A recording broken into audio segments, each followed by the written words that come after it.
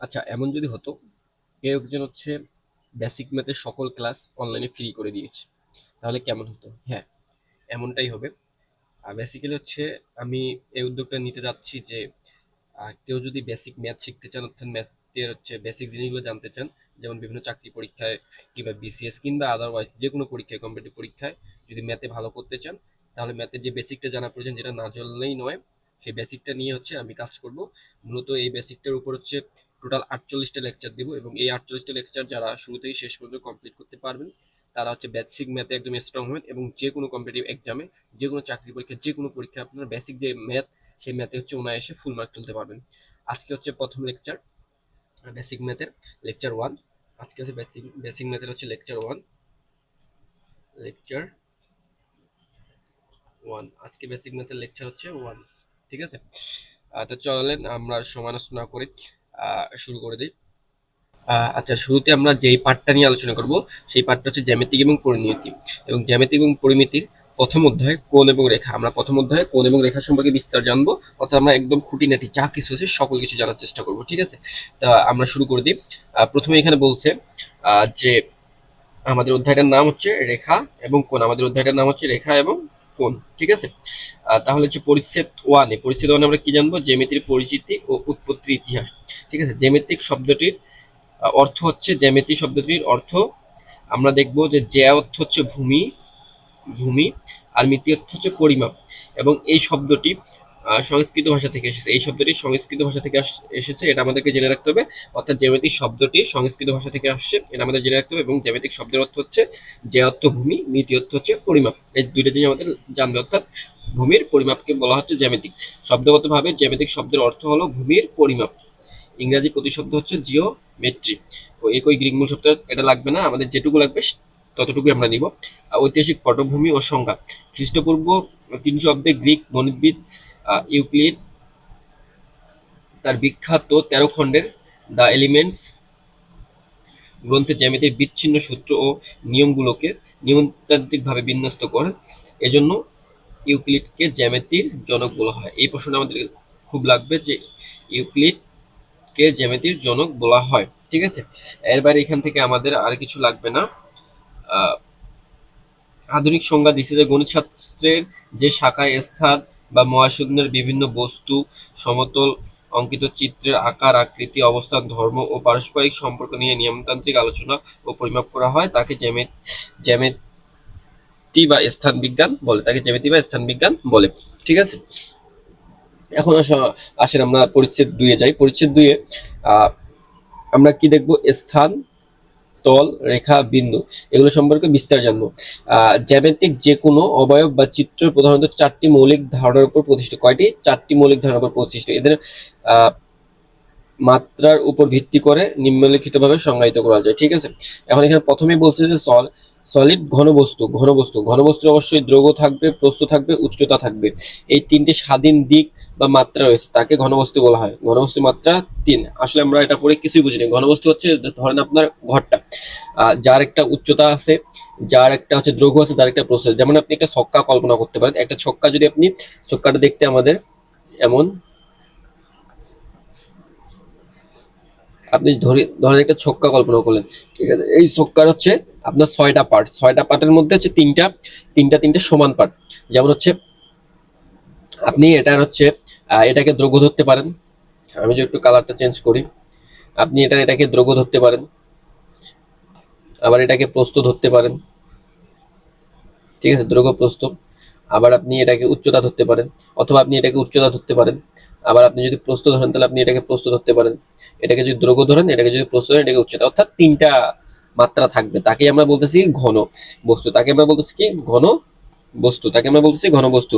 তাহলে ঘনবস্তুর মাত্রা কটা থাকতেছে? 3টা। এখান থেকে আমাদের সবচেয়ে গুরুত্বপূর্ণ বিষয় হচ্ছে যে ঘনবস্তুর মাত্রা হচ্ছে 3টা। ঘনবস্তুর মাত্রা 3টা, এটা আমার জেনে রাখতে হবে। তল, তল হচ্ছে আপনি ছক্কার যে কোনো একটা পৃষ্ঠ কল্পনা করেন। যে কোনো একটা ছক্কার কি 6টা তল না? একটা ছক্কা যদি আপনি হাতে নেন তাহলে ছক্কার 6টা পার্ট না?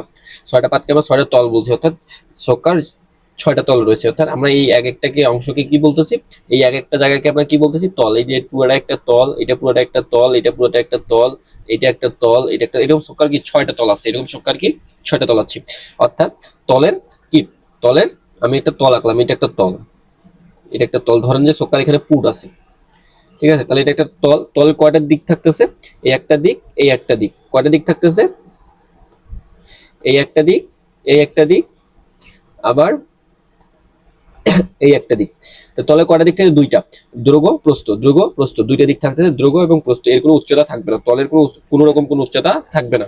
তার মানে তলের মাত্রা কয়টা? দুইটা। তলের মাত্রা কয়টা? দুইটা। তাহলে আমরা ঘনবস্তু জানলাম, তল জানলাম, তল মানে সারফেস বা প্ল্যান, সারফেস বা প্লেন, ঠিক আছে? আর রেখা, রেখা হচ্ছে কি? তলের সীমানাকে রেখা বলা হয়, তলের সীমানাকে রেখা বলা হয়, তলের সীমানাকে, রেখার যে সংজ্ঞা দিতে, যে ডেফিনেশন দিতে, তাহলে তলের সীমানাকে রেখা বলে। রেখার কেবল দৈর্ঘ্য আছে কিন্তু কোনো প্রস্থ নাই, রেখার কেবল দৈর্ঘ্য আছে। রেখা, এই যে একটা রেখা, এটার কেবল দৈর্ঘ্যই আছে কিন্তু কোনো প্রস্থ নেই। আমরা রেখা এবং রেখাংশ নিয়ে আলোচনা করব, রেখা এবং রেখাংশ নিয়ে আলোচনা করবো, সেটা পরের পার্টে। রেখা এবং রেখাংশের মধ্যে পার্থক্য সেটা নিয়ে আলোচনা করব। তবে মনে রাখেন যে রেখার দৈর্ঘ্য আছে কিন্তু কোনো প্রস্থ নাই, রেখার দৈর্ঘ্য আছে কিন্তু কোনো প্রস্থ নাই, ঠিক আছে? আমি যদি একটু মিশিয়ে দেই, তাহলে আমরা এখানে তিনটা জিনিস শিখলাম, ঠিক আছে? আমরা কটা জিনিস শিখলাম? তিনটা।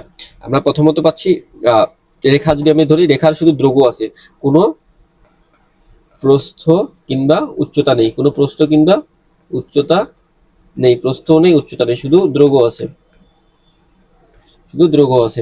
আবার আপনি যদি হচ্ছে তল বিবেচনা করেন, তাহলে তলের হচ্ছে দৈর্ঘ্য থাকবে প্লাস প্রস্থ থাকবে, দৈর্ঘ্য থাকবে প্লাস প্রস্থ থাকবে, দৈর্ঘ্য ওকে, প্রস্থ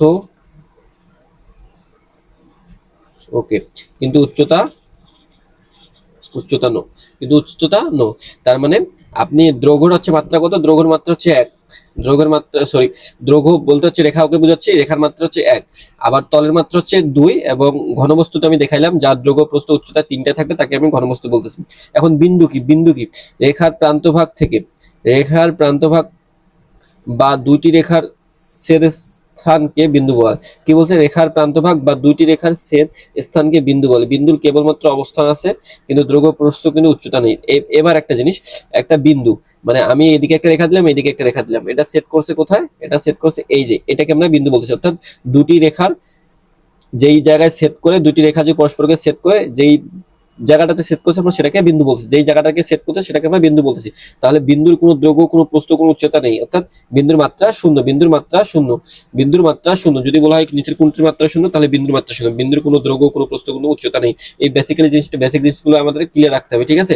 তাহলে আমরা এখান থেকে, আমরা যদি বেসিক্যালি জ্যামিতি জানতে চাই, তাহলে আমার তার আগে এই যে এই মৌলিক ধারণা সম্পর্কে জ্ঞান রাখতে হবে, ঠিক আছে? ঘনবস্তু কি, তল কি, রেখা কি, বিন্দু কি আমরা জানলাম।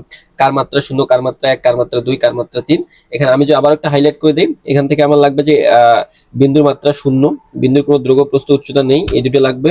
রেখার হচ্ছে মাত্রা 1, রেখার মাত্রা 1, এবং রেখার শুধু কেবলমাত্র দৈর্ঘ্য আছে। তলের হচ্ছে মাত্রা 2, এবং এর হচ্ছে দৈর্ঘ্য এবং প্রস্থ আছে কিন্তু উচ্চতা নেই। আবার এর তিনটে আছে, ঘনবস্তু, মাত্রা 3, তার মানে দৈর্ঘ্য, প্রস্থ, উচ্চতা বা বেধ তিনটাই আছে, ঠিক আছে? এখান থেকে আমাদের ইংরেজি ওয়ার্ডগুলো লাগবে, line, plane, surface, solid, point. ইংরেজিগুলো জেনে রাখবেন, ইংরেজিগুলো জেনে রাখা ভালো। তারপর হচ্ছে যেটা বলছে পরের স্লাইডে, বিন্দু সংক্রান্ত স্বতঃসিদ্ধ অনুসিদ্ধান্ত, কিছু অনুসিদ্ধান্ত দিয়েছে। প্রথমত হচ্ছে একটি নির্দিষ্ট বিন্দুকে কেন্দ্র করে তার চারপাশ দিয়ে, একটি নির্দিষ্ট বিন্দুকে কেন্দ্র করে তার চারপাশ দিয়ে অসংখ্য সরেখা অঙ্কন করা সম্ভব।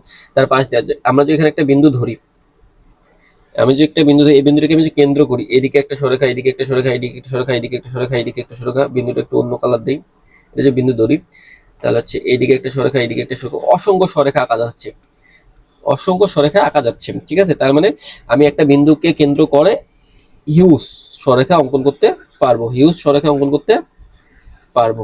তারপর কি বলছে? তারপর বলছে দুটি ভিন্ন ও নির্দিষ্ট বিন্দুর মধ্যে, দুটি ভিন্ন ও নির্দিষ্ট বিন্দুর মধ্যে কেবলমাত্র একটি অনন্য সরেখা অঙ্কন করা যায়। ধরেন আমি এখানে একটা বিন্দু নিলাম, আবার এখানে একটা বিন্দু নিলাম, ঠিক আছে?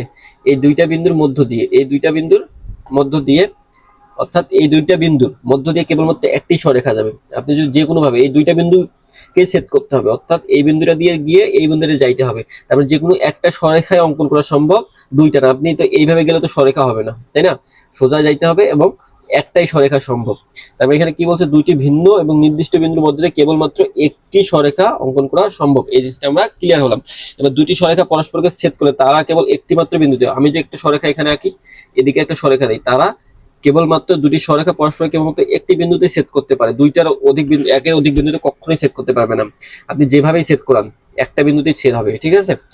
সমরেখা বিন্দু, সমরেখা বিন্দু যদি তিন বা ততোধিক বিন্দু, যদি তিন বা ততোধিক বিন্দু একই সরেখার উপর অবস্থান করে তবে তাদেরকে সমরেখা বিন্দু। দেখেন এখানে একটা সরেখা অঙ্কন করলাম, এই সরেখার উপর আমি তিনটা বিন্দু দিচ্ছি, একটা, দুইটা, তিনটা, চারটা, পাঁচটা, অর্থাৎ একই সরেখার উপর অবস্থিত সকল বিন্দুকে আমরা সমরেখা বিন্দু বলতেছি। একই সরেখার উপর অবস্থিত সকল বিন্দুকে আমরা সমরেখা বিন্দু বলতেছি।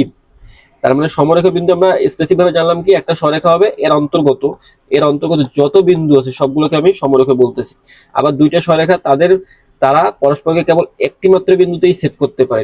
আবার দুইটা যদি নির্দিষ্ট বিন্দু দেওয়া থাকে, সেই দুইটা নির্দিষ্ট বিন্দু হচ্ছে পরস্পরকে, মানে দুইটা বিন্দুকে যদি আমি দুইটা নির্দিষ্ট বিন্দু যোগ করতে যাই তাহলে কেবলমাত্র একটি সরেখা দিয়ে যোগ করা সম্ভব, একাধিক সরেখা দিয়ে যোগ করা সম্ভব না। আবার যদি একটা বিন্দু কল্পনা করি, এই বিন্দু থেকে আমি একাধিক সরেখা অঙ্কন করতে পারি, ঠিক আছে। তার মানে আমরা বিষয়টা ক্লিয়ার। এবার আমরা পরের পার্টে যাব। এবার আমরা কি পরের পার্টটা নিয়ে আলোচনা করব। পরের পার্টে কি বলছে, রেখা, রেখাংশ এবং রাশির গঠন সম্পর্কে। এখন আমি শুরুতে বলছি যে রেখা, রেখাংশ নিয়ে একটা বিভ্রান্তিমূলক তথ্য আমাদের মাঝে থাকে, সেটা আলোচনা পরবর্তী করে দিব, আসছে আলোচনাটা। বিন্দু চলার পথকে রেখা বলা হলো, বিন্দু চলার পথকে রেখা বলা হলো। জ্যামিতিক প্রয়োগের ক্ষেত্রে রেখা, রেখাংশ এবং রশ্মির মধ্যে সূক্ষ্ম ও সুনির্দিষ্ট কিছু পার্থক্য বিদ্যমান। সূক্ষ্ম এবং সুনির্দিষ্ট কিছু পার্থক্য আমরা জানি, সাধারণত রেখা, বিন্দু চলার পথকে রেখা বলে, আসলে বিন্দু চলার পথকে বলা উচিত, কি বলা উচিত সেটা নিয়ে আমরা আলোচনা করব। দেখেন রেখা কি, যার নির্দিষ্ট প্রান্তবিন্দু বা শেষ নেই, যার কোনো নির্দিষ্ট প্রান্তবিন্দু বা কোনো শেষ নেই, যা উভয় দিক থেকে অসীম পর্যন্ত বিস্তৃত, তাকে বলা হয় রেখা। এর দৈর্ঘ্য পরিমাপযোগ্য নয়, অর্থাৎ আপনি এদিকে যদি যাইতে চান আপনি অসীম পর্যন্ত যাইবেন, অর্থাৎ আপনার শেষ নাই। আপনি আবার যদি এদিকেও যাইতে চান আপনি অসীম পর্যন্ত যাইতে পারেন, অর্থাৎ এর কোনো আদি বিন্দু কিংবা কোনো শেষ বিন্দু নাই, এটা চলমান থাকবে, ঠিক আছে। তাহলে রেখা ইকুয়ালটা আমরা কি জানলাম, রেখা হচ্ছে একটা লাইন, এই লাইনে হচ্ছে আপনি পরিমাপ করে কখনো শেষ করতে পারবেন না। ধরেন যে আপনি কোন দেশ থেকে আছেন আমি আপনাকে জানি না, আপনি শুধু চলতেই গেছেন, বাট কোন দেশ থেকে আছেন সেটাও জানি না, কোথায় যাবেন সেটাও জানি না। তাহলে হচ্ছে আপনার পথটা হবে রেখা। ধরেন একজন মানুষ থাইল্যান্ড থেকে আসছে, বাট আমি জানি না যে থাইল্যান্ড থেকে আসছে, সে বাংলাদেশের মধ্যে দিয়ে চলে গেল যুক্তরাষ্ট্র পর্যন্ত, কিন্তু তারপর সে আরো যাবে, কিন্তু আমি জানি না। তার মানে আমি বাংলাদেশের মধ্যে যখন অবস্থান করছি তখন আমি তার আদি বিন্দুটাও জানতে পারতেছি না, তার শেষ বিন্দুটাও জানতে পারতেছি না। তার মানে এটা হচ্ছে পুরোটাই রেখা। রেখাংশ লাইন সেগমেন্ট। আপনি যদি একটা রেখা থেকে যার পথ জানেন তার মাঝখান থেকে বা তার কিছু অংশ কেটে নেন, তাহলে সেটাকে রেখাংশ বলা হচ্ছে। অর্থাৎ একটা রেখা থেকে আপনি যদি কোনো একটা নির্দিষ্ট পরিমাণ দৈর্ঘ্য কেটে নেন তাহলে তাকে রেখাংশ বলা হচ্ছে। আমি যদি কালারটা চেঞ্জ করি, আমি এখান থেকে নির্দিষ্ট একটা কেটে নেই, অর্থাৎ আমি কাটার পর আমি এইটুকু দূরত্ব পাইলাম, তার মানে এর আমি আদি বিন্দু পাচ্ছি, এর আমি শেষ বিন্দু পাচ্ছি, অর্থাৎ রেখাংশ আদি বিন্দু শেষ বিন্দু দুইটাই আছে। রেখাংশ হচ্ছে পরিমাপযোগ্য। তাহলে আমি যদি স্পষ্ট করতে যাই, রেখা হচ্ছে এর আদি এবং শেষ বিন্দু কোনোটাই নাই, অর্থাৎ এর আপনি শেষ করতে পারবেন না, ঠিক আছে। তার মানে এটা আপনি যখন শেষ করতে পারেন তখন এটা আপনি পরিমাপ করতে পারবেন না। রেখাংশ হচ্ছে রেখা থেকে নির্দিষ্ট বা সীমাবদ্ধ কোনো অংশকে কেটে নিলে তাকে আমরা রেখাংশ বলতেছি, নির্দিষ্ট কিংবা সীমাবদ্ধ অংশ কেটে নিলে তাকে রেখাংশ বলতেছি। আবার এই জায়গা হচ্ছে এর সুনির্দিষ্ট প্রান্তবিন্দু আছে, এর দৈর্ঘ্য নির্দিষ্ট এবং পরিমাপযোগ্য। তাহলে আমরা রেখা এবং রেখাংশ সম্পর্কে ক্লিয়ার হলাম, ঠিক আছে। এখন আসে আমরা পরের পার্টটা যাবো, রশ্মি হচ্ছে আমরা একটা জিনিস জানলাম যে যার দুইটা প্রান্তে যার দুইটা প্রান্তে আমরা জানি না, শুরু এবং শেষ জানি না, তাকে আমরা বলতেছি রেখা। আবার যার দুইটা প্রান্তে আমি জানতেছি যে শুরু এবং শেষ প্রান্ত আছে, তাকে আমি বলতেছি রেখা অংশ। আবার রশ্মি কাকে বলবো, রশ্মি হচ্ছে একটা প্রান্ত জানবো আরেকটা প্রান্ত আমরা জানবো না, ঠিক আছে। তার মানে তিনটা, অর্থাৎ আমার যখন দুইটা প্রান্তে আমি আদি এবং শেষ বিন্দু জানতে পারবো তখন আমি তাকে রেখা বলবো, যখন আদি এবং শেষ বিন্দু আমি জানবো তখন তাকে রেখা অংশ বলবো, অর্থাৎ রেখার সাথে মিল। এবং রশ্মি হচ্ছে আমি এর আদি একটা বিন্দু থেকে যাত্রা শুরু করবো কিন্তু শেষ কোথায় আমি জানি না। ধরেন আপনি এখান থেকে যাত্রা শুরু করছেন, আপনি কোথায় যাবেন আপনি নিজেও জানেন না, শুধু আপনার যাত্রাপথ চলতেই থাকবে। তার মানে আপনি একটা নির্দিষ্ট বিন্দু যাত্রা শুরু করে কোথায় যাচ্ছেন আপনি জানেন না, তখন এটাকে বলা হবে রশ্মি। অর্থাৎ যে রেখার একটি মাত্র নির্দিষ্ট আদি বিন্দু এবং প্রান্ত বিন্দু থাকে এবং অন্য দিকটি অসীম পর্যন্ত বিস্তৃত থাকে তাকে আমরা রশ্মি বলি। অর্থাৎ এর দৈর্ঘ্য নির্দিষ্ট, অর্থাৎ রশ্মি এবং রেখার দৈর্ঘ্য কখনোই নির্দিষ্ট করা পসিবল না, কারণ রেখার ক্ষেত্রে হচ্ছে আমরা আদি এবং শেষ বিন্দু কোনোটাই জানি না। তবে রশ্মির ক্ষেত্রে আমরা শুধু আদি বিন্দু জানি। ধরেন আপনি আদি বিন্দু জানলেন বাট আপনি শেষ বিন্দু জানলেন না, তার মানে আপনি এটা নির্দিষ্টভাবে পরিমাপ করতে পারেন? কখনোই না। বাট রেখা অংশকে আপনি পরিমাপ করতে পারেন। তাহলে আমরা উচ্চারণ করার ক্ষেত্রে যখন আমরা কোনো সরেখা অঙ্কন করব তখন আমরা ভেবে চিন্তে উচ্চারণ করবো। তবে আমরা সবসময় রেখা এবং রেখাংশ এই দুটোকে গুলাই ফেলি। আলটিমেটলি যখন আমাদের পরীক্ষা আসবে তখন আমরা এই বেসিকটা অ্যাপ্লাই করব। আর এমনি জেনারেলি আপনি যে কোনো কিছু উচ্চারণ করতে পারেন, তবে আমরা শুরু থেকে যদি শুদ্ধ কিছু শিখি তাহলে আশা করা যায় আমরা ভবিষ্যতে ভুল করব না। ঠিক আছে, রেখা, রেখাংশ, রশ্মি, আমরা তিনটা জিনিস ক্লিয়ার হলাম আশা করি। এবার আমরা পরের পার্টে যাব। আমরা একটু ক্লিয়ার করার পর যাই। পরের পার্ট হচ্ছে সরেখা এবং বক্ররেখা। সরেখা এবং বক্ররেখা কি, এটার মধ্যে বেসিকটা পার্থক্য জানতে হবে। সরেখা একটি বিন্দু থেকে অন্য বিন্দুতে যাওয়ার সময় বিন্দুর চলার পথ যদি কোনো প্রকার দিক পরিবর্তন না করে তবে তাকে আমরা সরেখা বলি। অর্থাৎ আপনি এখানে একটা বিন্দু দিলেন, এখানে একটা বিন্দু দিলেন, আপনি এই বিন্দু থেকে এই বিন্দুতে যাবেন, অর্থাৎ যাওয়ার পথে হচ্ছে আপনি কোনো রকম কোনো দিক পরিবর্তন করেন, দেখেন সোজা গেছে, কোনো রকম কোনো দিক পরিবর্তন করে। তবে আমি দুইটা বিন্দুর মধ্যে যে যাত্রা করলাম, এই একটা বিন্দু থেকে ধরলাম, এই একটা বিন্দু থেকে বি বিন্দুতে আমি যাচ্ছি, আমি সোজা গেছি, কোনো রকম কোনো যাত্রা পথে কোনো রকম কোনো উল্টো পথ বা কোনো রকম কোনো দিক পরিবর্তন না করে সোজায় চলে গেছি। এই বিন্দু থেকে ওই, মানে এখান থেকে আমার নির্দিষ্ট দূরত্ব ছিল এখানে, তার আমি সোজায় চলে গেছি। তার মানে এটাকে তখন আমি বলতেছি কি, সরল রেখা, সরল রেখা। আবার ধরেন আমি এই বিন্দু থেকে এই বিন্দু যাব এভাবে, এই দিক দিয়ে ঘুরে, এই দিক দিয়ে ঘুরে, এই দিক দিয়ে ঘুরে, এই যে গেছি, ঠিক আছে। তখন আমি এটাকে বলতেছি বক্ররেখা। বক্ররেখা কেন বক্ররেখা? বাঁকা হয়ে গেছে। কেন বক্ররেখা? বাঁকা হয়ে গেছে। অর্থাৎ একটি বিন্দু থেকে অন্য বিন্দুতে পৌঁছানোর সময় যদি বিন্দু চলার পথ ক্রমাগত দিক পরিবর্তন করে তবে তাকে আমরা বক্ররেখা বলতেছি। সরেখা হচ্ছে স্ট্রেট লাইন, হচ্ছে সোজা লাইন। বক্ররেখা হবে একটু বাঁকা। ক্ষুদ্রতম দূরত্বের নিয়ম, অর্থাৎ যদি দুইটা বিন্দু থাকে, এই দুইটা বিন্দুর মধ্যে সবচেয়ে ক্ষুদ্রতম বিন্দু হবে যে প্রথম বিন্দু থেকে দ্বিতীয় বিন্দু বরাবর যে সংযোগ সরেখা থাকবে তার দূরত্ব, যে সংযোগ সরেখা থাকবে তার দূরত্ব। আপনি যদি এভাবে বেঁকে যান তাহলে দূরত্ব বেড়ে যাবে, এভাবে যদি যান তাও দূরত্ব বেড়ে যাবে। অর্থাৎ সোজাটা হচ্ছে ন্যূনতম দূরত্ব। অর্থাৎ দুটি নির্দিষ্ট বিন্দুর মধ্যবর্তী সরলরেখাই হলো তাদের মধ্যকার ক্ষুদ্রতম দূরত্ব। যদি আমাকে বলে দুইটা বিন্দুর ক্ষুদ্রতম দূরত্ব কি দিয়ে পরিমাপ করা যায়? সরেখা দিয়ে পরিমাপ করা যায়। কি দিয়ে পরিমাপ করা যায়? সরেখা দিয়ে পরিমাপ করা যায়। ঠিক আছে, এবার আমরা পরেরটা দেখবো কি বলছে, সমান্তরাল রেখা ও লম্ব দূরত্ব। সমান্তরাল রেখা ও লম্ব দূরত্ব কি বলছে? সমান্তরাল রেখা কি? একই সমতলে অবস্থিত দুই বা ততোধিক সরেখা যদি পরস্পর থেকে সর্বদা সমান লম্ব দূরত্ব বজায় রেখে চলতে থাকে এবং অভিমুখ নির্বিশেষে এদেরকে উভয় দিকে যতই বর্ধিত করা হোক না কেন এরা কখনোই একে অপরকে ছেদ করে না, তবে তাদেরকে সমান্তরাল সরেখা বলে। তবে তাদেরকে আমরা আসলে কিছুই বুঝিনি। এরকম একটা রেখা এবং এরকম একটা রেখা, এই দুইটা রেখাকে আমরা তখনই হচ্ছে সমান্তরাল রেখা বলবো। কেন? কারণ এইখান থেকে এই যে দূরত্বটা, এখান থেকে এই যে দূরত্বটা, এখান থেকে এই দূরত্বগুলো সর্বদা সেম, এবং এটা যদি আরো বাড়ায় এর দূরত্ব সর্বদা সেমই থাকবে। তখন আমরা, অর্থাৎ এই দূরত্বকে আমরা লম্ব দূরত্ব বলতেছি, তখনই আমরা এই দুটোকে পরস্পর সমান্তরাল রেখা বলতেছি। আবার সমান্তরাল রেখা কখনো পরস্পরকে ছেদ করতে পারে না। সমান্তরাল রেখা এরকম হয় না, কারণ এখান থেকে এখানে লম্ব দূরত্ব, এখান থেকে লম্ব দূরত্ব সমান নয়। অর্থাৎ দুইটি রেখা এমন ভাবে চলবে যখন তাদের পরস্পরের মধ্যে ব্যবধানটা সমান থাকবে, সবসময় সমান থাকবে। অর্থাৎ আপনি একটা রেল লাইনে দুইটা রেল যখন ক্রস করে পাশাপাশি, তখন দেখবেন যে মাঝখানে হচ্ছে একটা তারা সমান্তরাল ভাবে কিছুক্ষণের জন্য সমান্তরাল ভাবে চলতেছে, তাদের মাঝের ডিস্টেন্স সেম থাকে। দুইটা রেল লাইন যদি পাশাপাশি থাকে তখন দেখবেন যে তাদের মাঝের দূরত্বটা বা ডিস্টেন্সটা সেম থাকে। সরেখার মৌলিক কিছু অনুসিদ্ধান্ত রয়েছে, যেমন কোন সরেখার বহিস্থ কোনো বিন্দু থেকে ওই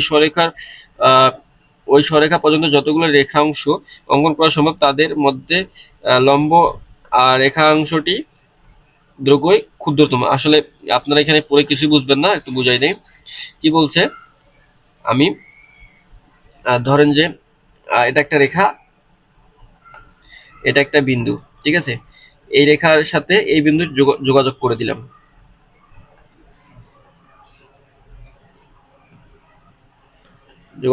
ঠিক আছে। এখন এই যে এই দূরত্বটা, এই দূরত্বটা, এই তিনটা দূরত্বের মধ্যে সবচেয়ে ছোট দূরত্ব হচ্ছে, ক্ষুদ্রতম দূরত্ব হচ্ছে কিন্তু এটা। তার মানে আমরা তখনই বলবো যে একটা বিন্দু থেকে একটা রেখার মধ্যে সবচেয়ে ক্ষুদ্রতম দূরত্ব তখনই সম্ভব যখন ওই বিন্দু থেকে ওই রেখার লম্ব দূরত্ব পাওয়া যায় সেই লম্ব দূরত্বটাকে আমরা বলতেছি, অর্থাৎ এই বিন্দু থেকে এই রেখার উপর যে লম্ব দূরত্ব সেটা হচ্ছে সবচেয়ে ক্ষুদ্রতম দূরত্ব। আমাদের সবচেয়ে ক্ষুদ্রতম দূরত্বটাই বের করতে বলবে, ঠিক আছে। দুটি সমান্তরাল সরেখার মধ্যে কোনো সাধারণ দুটি সমান্তরাল সরেখার মধ্যে কোনো সাধারণ বা কোনো ছেদ বিন্দু থাকে না। সমান্তরাল রেখা কখনো পরস্পরকে ছেদ করে না, সো তাদের মধ্যে কোনো সাধারণ বিন্দু বা কোনো ছেদ বিন্দু থাকবে না। দুটি ভিন্ন রেখা যদি একটি তৃতীয় সরেখা দ্বারা সমান্তরাল হয়, দুটি ভিন্ন সরেখা যদি একটি তৃতীয় সরেখা আর সমান্তরাল হয় তবে তারা নিজেও পরস্পরের সমান্তরাল হবে। অর্থাৎ এই একটা রেখা, এই একটা রেখা, এরা দুইটা পরস্পর সমান্তরাল, ঠিক আছে। আবার এই একটা রেখা, এই একটা রেখা, অর্থাৎ আমি দুইটা রেখা পাচ্ছি, আমি দুইটা, এই যে একটা রেখা পাইলাম, এই যে একটা রেখা পাইলাম, এই দুইটা রেখা পরস্পর সমান্তরাল। আবার এই রেখাটা সেম, এই রেখাটাও সেম। আবার এই রেখার সাথে এই রেখাটা পরস্পর সমান্তরাল, অর্থাৎ এর সাথে যদি এর সমান্তরাল, এর সাথে যদি এর সমান্তরাল, তাহলে আমরা বলতে পারি এর সাথে এর সমান্তরাল, এর সাথে এ সমান্তরাল। তাহলে আমরা বলতে পারি এই কালারের সাথে এই কালার সমান্তরাল, ঠিক আছে। ইজি এটা, হ্যাঁ। দুই বা ততোধিক সরেখা রেখার উপর লম্ব হয়, দুই বা ততোধিক সরেখা যদি একই সরেখার উপর লম্ব হয় তবে উক্ত রেখাংশ পরস্পর সমান্তরাল হবে। দুই বা ততোধিক সরেখা যদি একই সরেখার উপর লম্ব হয় তবে উক্ত রেখাগুলো পরস্পরের সমান্তরাল হবে।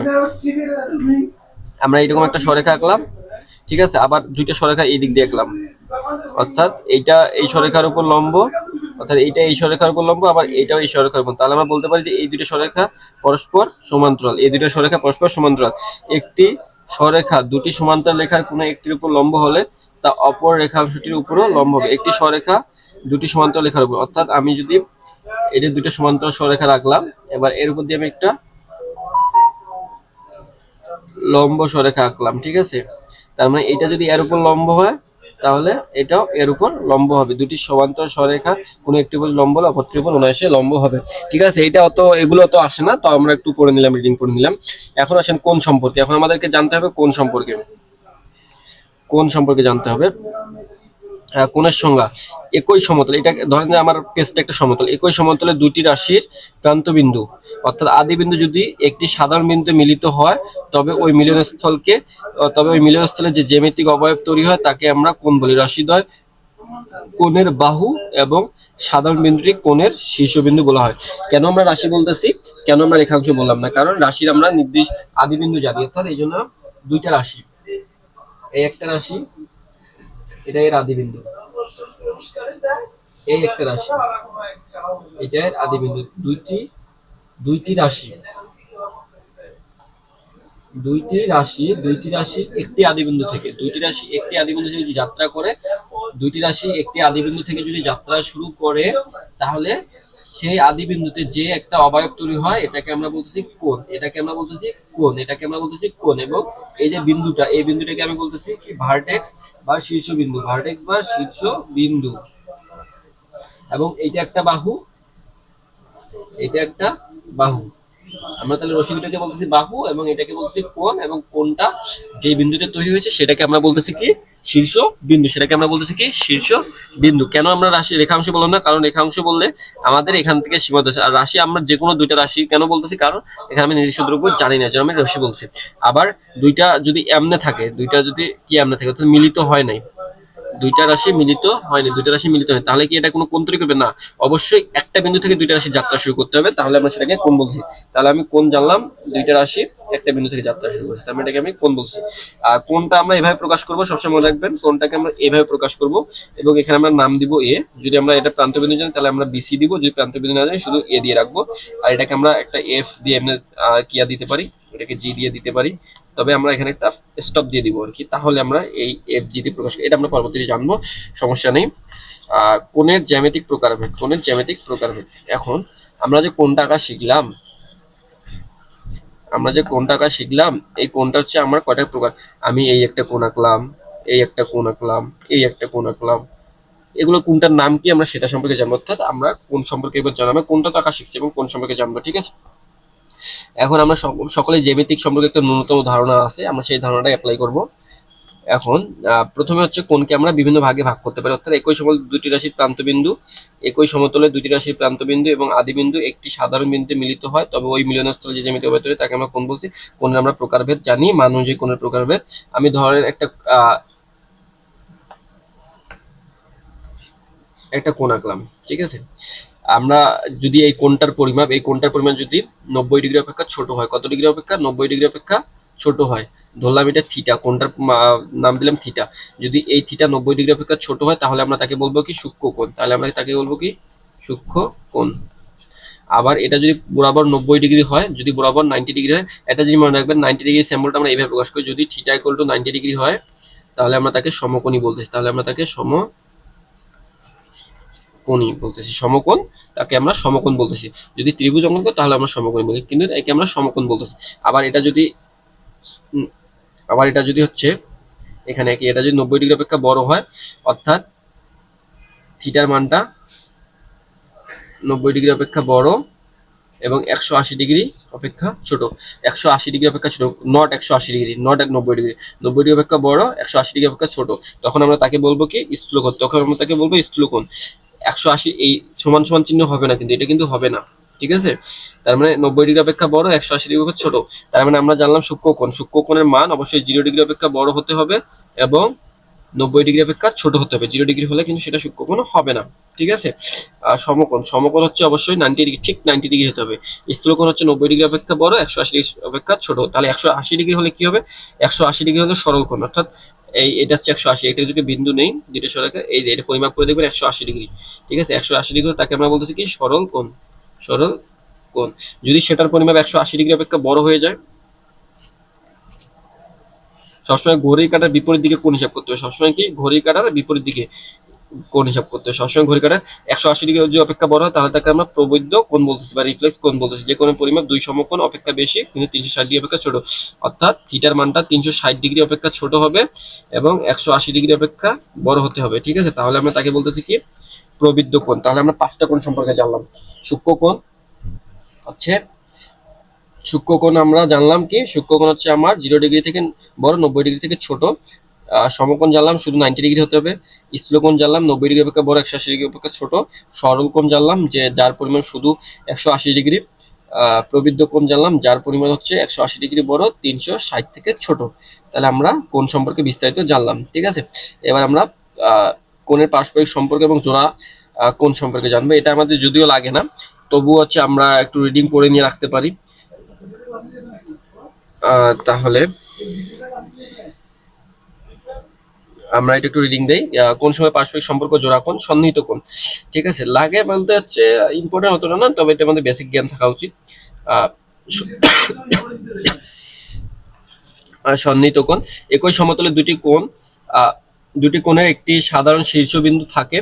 যদি একই সমতলে দুইটি কোণে একটি সাধারণ শীর্ষবিন্দু থাকে, একটি সাধারণ বাহু থাকে এবং কোণ দুটি সাধারণ বাহুর বিপরীতে অবস্থান করে, তবে কোণ দুটিকে পরস্পরের সন্নিহিত কোণ বলা হয়। কোণ দুটিকে পরস্পরের সন্নিহিত কোণ বলা হয়, পরস্পরের সন্নিহিত কোণ বলা হয়। যে এটা একটা কোণ, এটা একটা কোণ, ঠিক আছে। এটা একটা কোণ, এটা একটা কোণ, ঠিক আছে। কি বলছে? একই সমতলে দুটি কোণের একটি সাধারণ শীর্ষবিন্দু থাকে, দুটি কোণের একটি সাধারণ শীর্ষবিন্দু আছে এবং একটি সাধারণ বাহু। এটা হচ্ছে দুইটা কোণের সাধারণ বাহু, এটা হচ্ছে দুইটা কোণের সাধারণ বাহু, কারণ এই কোণটাকে মিলিত করছে, এই কোণটাকে মিলিত করছে। এবং কোণ দুটি সাধারণ বাহুদের বিপরীতে, কোণ দুটি সাধারণ, এটা যদি সাধারণ বাহু হয়, কোণ দুটি সাধারণ বাহুর বিপরীতে অবস্থান করতেছে, তাহলে আমরা এটাকে এর সন্নিহিত কোণ বলতে পারি, আবার এটাকে এর সন্নিহিত কোণ বলতে পারি। তাহলে সিম্পলিফাই দাঁড়ালো কি? এটা যদি সাধারণ বাহু হয়, এটা একটা কোণ, আবার এটা একটা কোণ, ঠিক আছে। আর এটা হচ্ছে সাধারণ বিন্দু, তাহলে এই কোণটাকে এর সন্নিহিত কোণ বলা যায়, আবার এটাকে এর সন্নিহিত কোণ বলা যায়, ঠিক আছে। রৈখিক যুগল কোণ, একটি সরেখার কোনো বিন্দুতে অন্য একটি রশ্মি মিলিত হলে, অর্থাৎ একটি সরেখার যে কোনো বিন্দুতে অন্য একটি রশ্মি মিলিত হলে যে দুটি সন্নিহিত কোণ উৎপন্ন হয় তাদের সমষ্টি সর্বদাই 180 ডিগ্রি বা দুই সমকোণ। অর্থাৎ এটা একটা সরেখা, এই সরেখা মাঝে কোনো একটা রাশি মিলিত হয়, তাহলে যে দুইটা সন্নিহিত কোণ তৈরি হবে তাদেরকে আমরা সর্বদা, তাদের পরিমাপ সর্বদা 180 ডিগ্রি হবে, তাদের পরিমাপ সর্বদা 180 ডিগ্রি হবে। তাহলে আমরা এখান থেকে জানলাম কি রৈখিক যুগল কোণ কি, আমরা সেটা জানলাম। রৈখিক যুগল কোণ কি বলছে, যখন দুইটা কোণের পরিমাণ 180 ডিগ্রি হবে তখন তাদেরকে আমরা পরস্পরের সন্নিহিত কোণও বলতে পারি, আবার আমরা এটাকে রৈখিক যুগল কোণও বলতে পারি। পূরক কোণ, পূরক কোণ কি, যদি দুইটা কোণ থাকে, দুইটা কোণ থাকে, যে দুইটা কোণ, এই একটা কোণ, এই একটা কোণ, এবং এই দুইটা কোণের পরিমাপ যদি 90 ডিগ্রি হয়, যদি এই দুইটা কোণের, এটার নাম দিলাম এ, এটার নাম দিলাম বি, যদি দুইটা কোণের পরিমাপ অর্থাৎ দুইটা সন্নিহিত কোণের পরিমাপ, এটার সন্নিহিত কোণ এটা, এটার সন্নিহিত কোণ এটা, না আমরা পরস্পর সন্নিহিত কোণ বলতেছি, যদি দুইটা সন্নিহিত কোণের পরিমাপ সবসময় 90 ডিগ্রি হয়, যদি দুইটা কোণের পরিমাপ সবসময় 90 ডিগ্রি হয়, তাহলে একটি অপরটিকে এই এর কে বি এর পূরক কোণ বলা হয়, বি কে এর পূরক কোণ বলা হয়, এ কে বি এর পূরক কোণ বলা হয়, বি কে এর পূরক কোণ বলা হয়। ঠিক আছে, যেমন হচ্ছে 30 ডিগ্রি কোণের পূরক কোণ কত, অর্থাৎ আমরা জানি কি দুইটা কোণের সমষ্টি সবসময় 90 ডিগ্রি হবে, দুইটা কোণের সমষ্টি সবসময় 90 ডিগ্রি হবে। যদি একটা 30 ডিগ্রি হয় তাহলে 90 মাইনাস অপরটা হচ্ছে 30, সরি 90 মাইনাস 30, তাহলে অপরটা হচ্ছে আমার কি 60 ডিগ্রি, তাহলে আমি 79 বের করতে পারতেছি। ঠিক আছে, সম্পূরক কোণ, যদি দুইটা কোণের পরিমাপ, আমরা আগে কি জানলাম, দুইটা সন্নিহিত কোণের পরিমাপ, সন্নিহিত কোণ, দুইটা কোণ পরস্পরের সন্নিহিত কোণ যদি একটা সাধারণ বাহু থেকে দুইটা কোণের মধ্যবর্তী, তাহলে দুইটাকে আমরা পরস্পরের সন্নিহিত কোণ বলতেছি। যদি দুইটা সন্নিহিত কোণের পরিমাণ যদি 90 ডিগ্রি হয় তাহলে আমরা তাদেরকে পরস্পরের পূরক কোণ বলতেছি। আবার যদি দুইটা সন্নিহিত কোণ যদি 180 ডিগ্রি হয় তাহলে আমরা পরস্পরকে কি বলতেছি, সম্পূরক কোণ বলতেছি, সম্পূরক কোণ বলতেছি। যদি 90 ডিগ্রি হয় তাহলে আমি তাকে পূরক কোণ বলতেছি। ঠিক আছে, তাহলে আমরা তাকে পূরক কোণ বলতেছি। এখন বলছি 180 ডিগ্রির সম্পূরক কোণ কত, সরি 110 ডিগ্রির সম্পূরক কোণ কত, 110 ডিগ্রি সম্পূরক কোণ হলো 180 মাইনাস 110 ইকুয়াল টু 70 ডিগ্রি, 79 বের করতে পারতেছি। বিপরীত কোণ, বিপরীত কোণ এই পার্টটা লাগবে না, এটা রিডিং পিডিএফ দেওয়া থাকবে, পিডিএফ দিয়ে দেখে দেখে রিডিং করে নেবেন, হয়ে যাবে। এটা এমসিকিউ গুলো আমরা দেখবো। অন্তঃস্থ কোণ এটাও লাগবে না, বহিস্থ কোণ এগুলো অত গুরুত্বপূর্ণ না, এত গভীর থেকে আসে না, তাও এগুলো হচ্ছে স্লাইডের জন্য রাখা হয়েছে, যেন নোট কেউ অনার সে করতে পারে। ঠিক আছে, জ্যামিতিক ও পরিমিতি। এখন হচ্ছে আমরা যে টপিকটা আলোচনা করলাম সেই টপিকটার উপর হচ্ছে আমরা এমসিকিউ সরাসরি সলভ করব, এবং এই এমসিকিউ সলভ করার মাধ্যমে আমরা আমাদের যে বেসিক নলেজটা শিখলাম, যে সাধারণ ব্যাখ্যাগুলো জানলাম, সেই ব্যাখ্যাগুলো থেকে কিভাবে বিভিন্ন জব পরীক্ষায় আসে সেগুলো আমরা সলভ করব। ঠিক আছে, এই যে এখানে খাদ্য অধিদপ্তরে আসছে, প্রাথমিক শিক্ষা নিয়োগে আসছে, আমরা কিভাবে দ্রুত সলভ করতে হবে সেগুলো টেকনিকও শিখাই দিচ্ছি, যেন 2-3 সেকেন্ডের মধ্যে একটা এমসিকিউ সলভ করা যায়। জ্যামিতিক শব্দের আক্ষরিক অর্থ কি, আমরা কিছুক্ষণ আগে বললাম। জ্যামিতিক শব্দের অর্থ হচ্ছে জ্যায়ত্ব, জ্যায়ত্ব কি আমরা কিছুক্ষণ আগে বললাম, জ্যায়ত্ব ভূমি,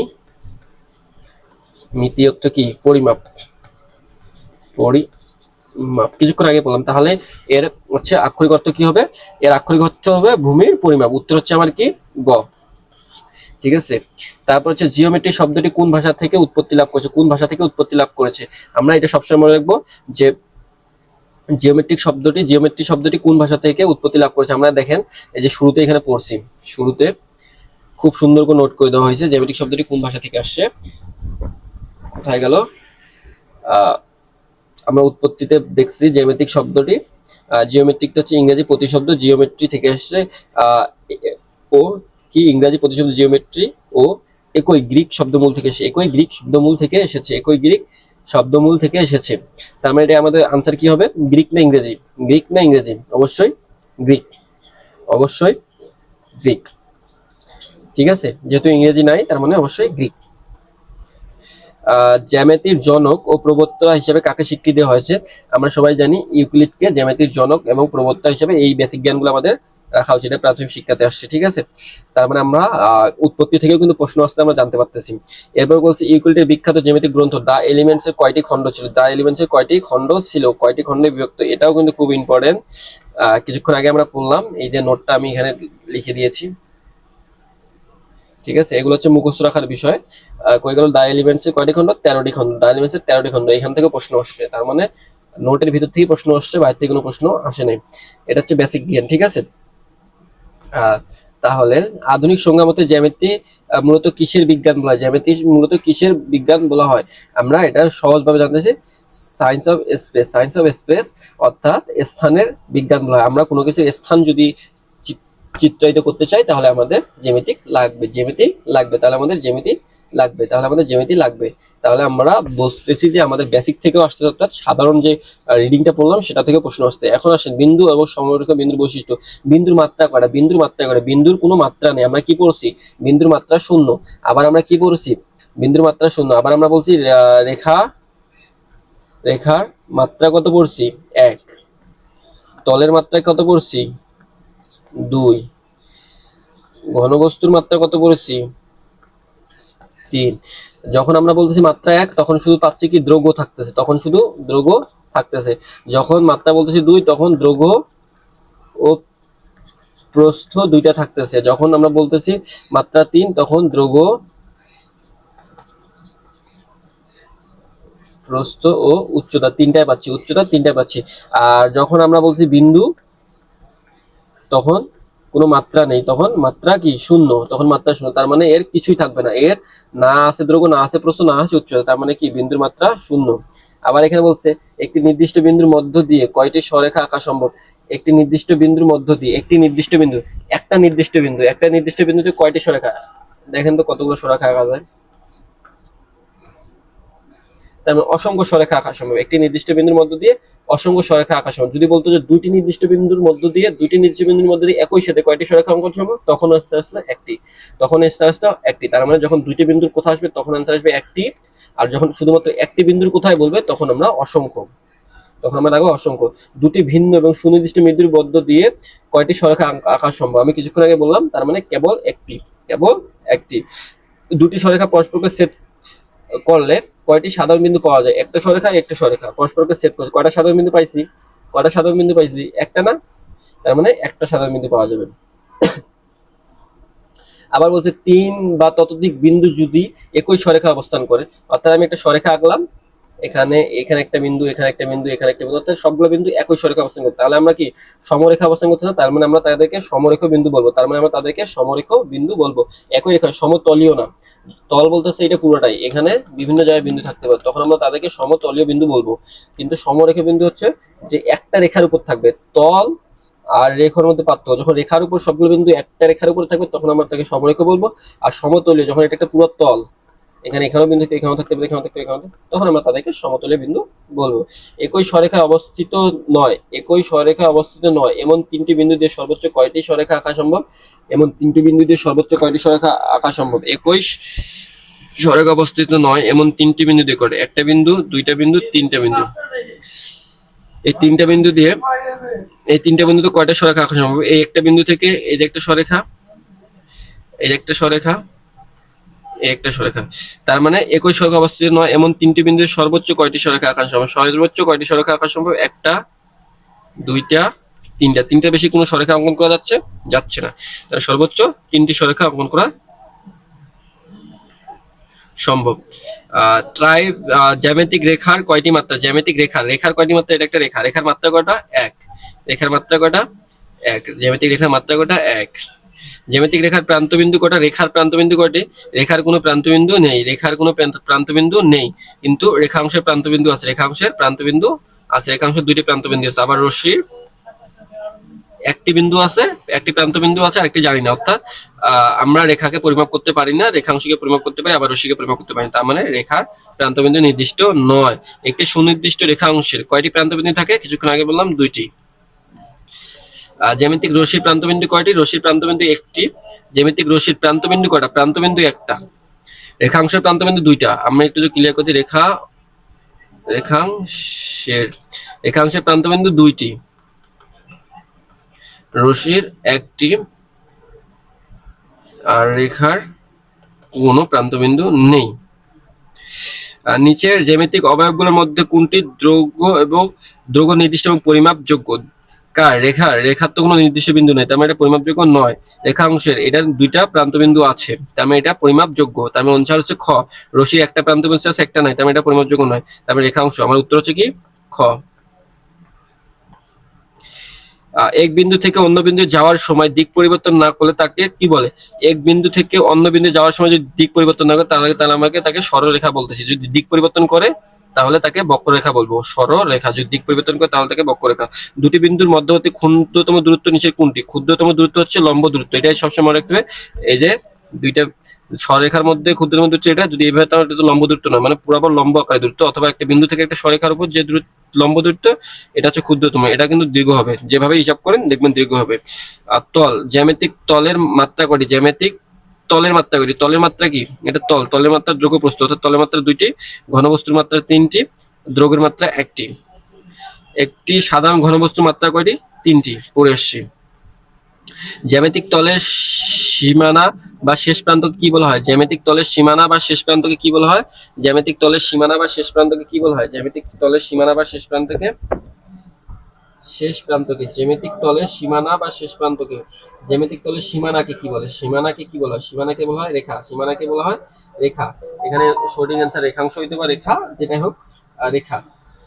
একটি কোণ তৈরি করার জন্য ন্যূনতম কয়টি রাশি প্রয়োজন? ন্যূনতম দুইটি রাশির প্রয়োজন। এই একটা রাশি, এই একটা রাশি, দুইটা রাশি না হলে কখনো কোণ তৈরি হবে না। 80 ডিগ্রি কোণ, 80 ডিগ্রি কোণকে নিচের কোন শ্রেণী কোণ? 80 ডিগ্রি কোণ নিচের কোন শ্রেণী কোণ? আমরা আমরা জানছি কি, যেই কোণের পরিমাণ 90 ডিগ্রি অপেক্ষা ছোট তাকে আমরা বলতেছি কি, সূক্ষ্মকোণী। সূক্ষ্মকোণী, সূক্ষ্ম কোণ, সূক্ষ্ম কোণ। আবার যেটা হচ্ছে 90 ডিগ্রি সমান তাকে বলছি আমরা সমকোণ। 90 ডিগ্রি অপেক্ষা বড় তাকে বলতেছি আমরা স্থূল কোণ। ঠিক আছে, তাকে আমরা বলছি স্থূল। 80 ডিগ্রি হলে 90 ডিগ্রি কম, তার মানে সূক্ষ্মকোণ। এইটা হচ্ছে সূক্ষ্মকোণ। কোন কোন উদাহরণ? সূক্ষ্মকোণ। 150 ডিগ্রি হলে এটা কি, 90 ডিগ্রি অপেক্ষা বড়, তার মানে স্থূলকোণ। আবার 180 ডিগ্রি অপেক্ষা বড় তাকে আমরা বলবো যে কি, 180 ডিগ্রি অপেক্ষা বড় তাকে আমরা প্রবৃদ্ধ কোণ বলবো। এটা হচ্ছে 180 কম, তার মানে এটা সূক্ষ্মকোণ, সূক্ষ্মকোণ না, সরি, এটা হচ্ছে স্থূলকোণ। 180 ডিগ্রি পরিমাপের কোণকে নির্দিষ্ট কি বলা হয়? 180 ডিগ্রি। যেটা শুধুমাত্র 180 ডিগ্রি হবে তাকে আমরা সরল কোণ বলবো, আর শুধুমাত্র 90 ডিগ্রি হবে সমকোণ বলতেছি। ঠিক আছে, তার মানে হচ্ছে আমাদের সরল কোণ, এগুলো আমরা সব পারবো। একটি সরেখা কোন বিন্দুতে উৎপন্ন, একটি সরেখার কোন বিন্দুতে উৎপন্ন কোণের মান কত সমকোণ? একটি সরেখার কোন বিন্দুতে, একটি সরেখার কোন বিন্দুতে উৎপন্ন কোণের মান কত সমকোণ? একটি সরেখার কোন বিন্দুতে উৎপন্ন কোণ কত? 180 ডিগ্রি। অর্থাৎ 180 ডিগ্রি ইকুয়াল টু 2 সমকোণ। 2 ইন্টু 90 ইকুয়াল টু 2 ইন্টু সমকোণ, 2 সমকোণ। একটা সরেখার মধ্যে একটা বিন্দু দেন, তাহলে এটা পুরোটাই 100। একটি সরেখার কোন বিন্দুতে উৎপন্ন কোণের মান কত? কোন কোণের মান কত? উৎপন্ন কোণের মান হচ্ছে 180 ডিগ্রি। এখন বলতে পারেন যে 360 ডিগ্রি কেন হলো? তো 360 ডিগ্রি বলতে হয় যে প্রান্ত বিন্দু যদি কোনো বিন্দু হয়, তাহলে তো এটা হলো 360 ডিগ্রি অথবা 0 ডিগ্রি। এটা আলাদা হিসাব, তবে এটা মনে রাখবেন, এটা রেখা, তার মানে যে দিকে দিলেন 2 সমকোণ। 2 সমকোণ অপেক্ষা বড় তো 4 সমকোণ ছিল, তাকে আমরা প্রবৃদ্ধ কোণ বলি। 280 ডিগ্রি কোণ নিচের কোণ ছিল প্রবৃদ্ধ কোণ। নিচের কোণটি 360 ডিগ্রি কোণ হয়, তাকে আমরা প্রবৃদ্ধ কোণ বলি। সেম ম্যাথ কত ভাবে আসছে? পূরক কোণ। পূরক কোণ কাকে বলি? যদি দুটো কোণের সমষ্টি 90 ডিগ্রি হয়, যদি দুইটা কোণের সমষ্টি 90 ডিগ্রি হয়, তাহলে একটি অপরটিকে আমরা কি বলি? পূরক কোণ।